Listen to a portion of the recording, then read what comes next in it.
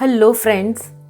जैसे हमारे घर में अगर घर अस्त व्यस्त पड़ा है, कचरा है, या बीच में ही एंट्रेंस में ही बीच में सबसे बड़ा फर्नीचर है जो हमें जगह पे मूव करने में या कहीं आने जाने में दिक्कत आ रही है, तो क्या होगा, हम में तनाव पैदा करेगा, हमें अच्छा फील नहीं कराएगा।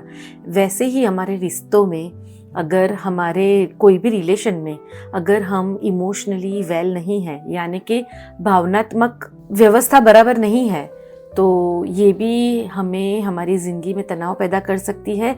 हम अच्छे से हमारे रिश्ते को एंजॉय नहीं कर पाते हैं। तो आज का वीडियो इसी के ऊपर है कि कैसे हम पहले तो जाने कि हम इमोशनली बराबर है कि नहीं है, और किसको कहते हैं भावनात्मक अव्यवस्था, वो समझे, और फिर उसमें से निकलने के लिए कौन से स्टेप है वो हम देखते हैं। तो सबसे पहले तो हम ये समझते हैं कि भावनात्मक अव्यवस्था क्या है।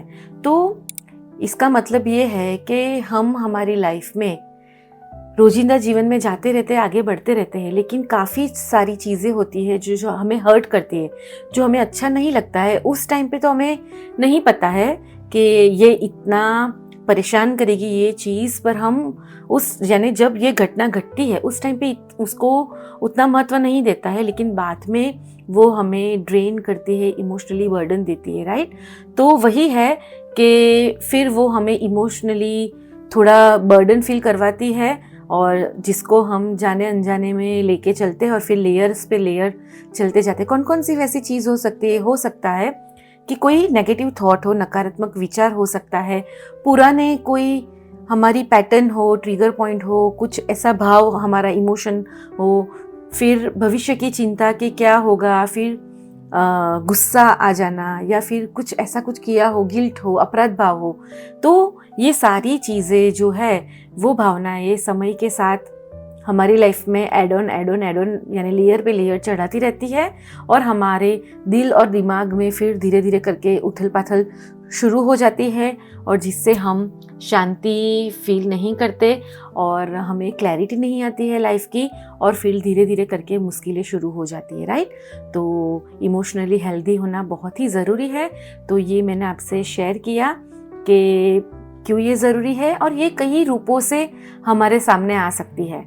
शायद कोई प्रियजन के साथ हमारी बहुत लंबे टाइम से नहीं बनती है, अनबन हो गई, या फिर हम दोनों के मतभेद है, मन एक डायरेक्शन में नहीं है, तो भी ये हो सकता है, और हमने कहीं पे वो खुल के उनके साथ बात नहीं की है, या फिर उनकी कोई गलती है जो हम भुला नहीं पा रहे हैं, या फिर उनका ऐसा बिहेवियर है जो हमें बहुत टेंशन दे रहा है। तो ये सारी चीज़ें भी हो सकती है, जिसका एहसास हमें बाद में होता है जब हमें वो रिश्ते में मज़ा नहीं आती है, या तो फिर हम अच्छा महसूस नहीं करते इंटरनली, बराबर।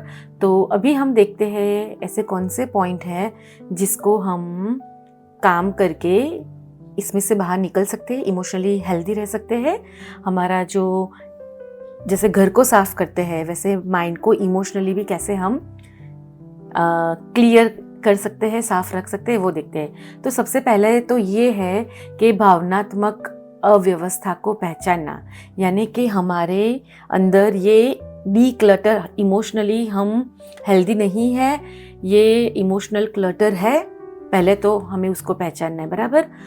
क्योंकि अगर ये पहचानेंगे नहीं तो हम काम किसके ऊपर करेगा, तो ये बहुत ही ज़रूरी है।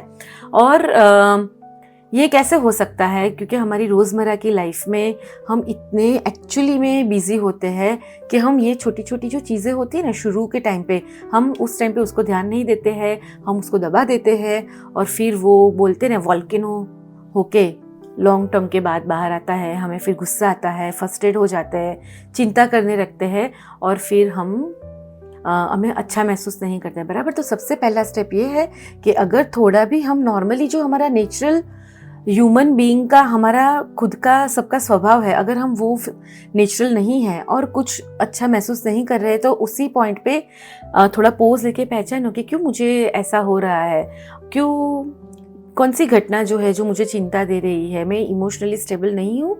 सबसे पहले ये रिकग्नाइज करना है। कैसे ये बाहर आ सकता है, जैसे आपके जीवन साथी के साथ या आपके दोस्त के साथ आपको लगेगा कि जब भी आप बात करते हैं वो बराबर हो, फिर भी आपको हमेशा उनके साथ बात करने में चिढ़ महसूस होती है, थोड़ा इरिटेशन जैसा फील होता है, तो ये सिग्नल हो सकता है उस टाइम पे तो वो बराबर हो, उनका बिहेवियर बराबर हो, लेकिन पास्ट में उनका कुछ ऐसा बिहेवियर हो सकता है जो ट्रिगर पॉइंट हो सकता है। तो ये एक मैंने एग्जाम्पल आपसे शेयर किया कि ये बताता है कि आप इमोशनली वेल्दी नहीं हो। दूसरा एक पॉइंट जो है कि हमें पहले तो स्वीकार करना है कि मैं ये जो मेरा स्टेट ऑफ बीइंग है, मेरा इमोशनली अभी ये जो सिचुएशन में हूँ, मैं उसको बदल सकती हूँ। क्योंकि काफ़ी बार हमें ऐसा ही लगता है कि ना यार ये मेरे हाथ में नहीं है, अभी तो मुझे ऐसे ही जीना पड़ेगा। नहीं, ये पॉसिबल है, लेकिन इसके लिए काम हमें खुद पे करना पड़ेगा और ऐसा दृढ़ संकल्प बनाना पड़ेगा कि हाँ मैं इसको बदल सकती हूँ। जैसे कि कोई पुरानी आदत हो, कोई पुरानी व्यक्ति हो और उन्होंने कुछ ऐसा कुछ किया हो जो आपके दिमाग में फिट हो गया है, आप उसको वो घटना को भूल ही नहीं पा रहे हैं और वो हर बार आपको इमोशनली याद करके डाउन करवाता है, तो आप ये बदल सकते हैं, लेकिन उसके लिए शुरुआत आपको करनी पड़ेगी। फिर बहुत ही बड़ा ये जो पॉइंट है वो ये है कि हमें हमारी इमोशन को, हम जो फील करते हैं उसको एक्सप्रेस करना चाहिए। काफ़ी बार क्या करते हैं, हम उसको दबा देते हैं, तो ये और फिर हम जानते हैं कि बहुत सारे डिसीज़ के ज़रिए, रोग के ज़रिए वो चीज़ें बाहर आती है। तो किसी नियर वंस के साथ जिसको आपके ऊपर जिनको आप बहुत ट्रस्ट करते हो, उनको आप बातें बता सकते हो, खुले मन से शेयर कर सकते हो। आप चाहो तो आप डायरी भी लिख सकते हो। मेडिटेशन भी बहुत अच्छा ज़रिया है इमोशनली हेल्दी रहने के लिए, तो ये आप कर सकते हो। फिर एक है कि हमें माफ़ करना सीखना पड़ेगा। क्यों माफ़ करना सीखना पड़ेगा? बिकॉज हमें इमोशनली हेल्दी रहना है। हमारे माइंड में ये सारी जो चीज़ें चल रही हैं, उनका जो बिहेवियर है, उनका जो एक्शन है, सही में उन्होंने गलती की, फिर भी वो गलती उन्होंने की, उन्होंने तो एक बार गलती की, लेकिन बार बार वो घटना को दोहराते दोहराते हम खुद का बहुत नुकसान कर रहे हैं। तो उनके लिए नहीं, लेकिन हमें खुद के अच्छे स्वास्थ्य के लिए, हमें हमारे खुद के वेल बीइंग के लिए माफ़ करना तो सीखना ही पड़ेगा। इमोशनली हेल्दी होने के लिए ये बहुत बड़ा टूल है।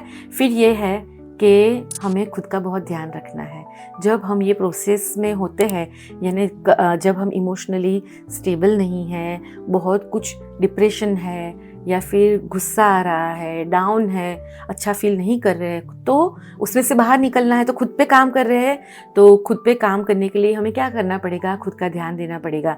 तो कोई भी ऐसी चीज़ है, इसमें भी माइंडफुलनेस की प्रैक्टिस कर सकते हैं, मेडिटेशन कर सकते हैं, जो चीज़ आपको अच्छी लगे उसमें जा सकते हो। फिज़िकल एक्सरसाइज बोलते हैं कि वो भी बहुत हेल्प करती है। तो हमें खुद का ध्यान रखना, खाने पीने का जो भी है वो हेल्दी डाइट हमारा हो, तो वो भी हमें बहुत आसानी से ये चीज़ में से बाहर निकालने में सपोर्ट करेगी, हेल्प करेगी। फिर ये है कि हमें हमारी सीमाएं जो है वो बनाए रखनी है। काफ़ी बार सामने वाला क्यों हमें हर्ट करता है? बिकॉज हमने उनको अलाउ किया है कि हाँ भाई, आप हमें ऐसा बोल सकते हैं कि नहीं। अगर आप हर्ट होते हैं तो हमें हमारी बाउंड्रीज़ जो है, सीमाएं जो है वो भी बनाए रखनी है। और फिर ये है कि हम लोगों को वर्तमान में जीना सीखना है। काफ़ी बार ऑब्जर्व किया होगा, या तो हम भूतकाल में जाते होंगे या तो फिर हमें भविष्य की चिंता होगी, राइट? तो सही में ये है, इमोशनली अगर वेल्दी रहना है तो हम लोगों को वर्तमान में, प्रेजेंट मोमेंट में जीना सीखना पड़ेगा। और दूसरा, ये जो हमारी पूरी प्रोसेस है इमोशनली हेल्दी रहने के लिए, ये पूरा जो हमारा इमोशनली हम डाउन है, उसको जब हम सफाई उसकी कर रहे हैं, तो हमें ये समझना है कि ये एक यात्रा है, तो हमें इसमें धीरज रखनी ही चाहिए, लेकिन ये पॉसिबल है, राइट? खुद का स्वीकार करेंगे, खुद को प्यार करेंगे और बहुत अच्छे से ये जो बाउंड्री बना के, सीमाएं बना के हम इमोशनली हेल्दी रह सकते हैं।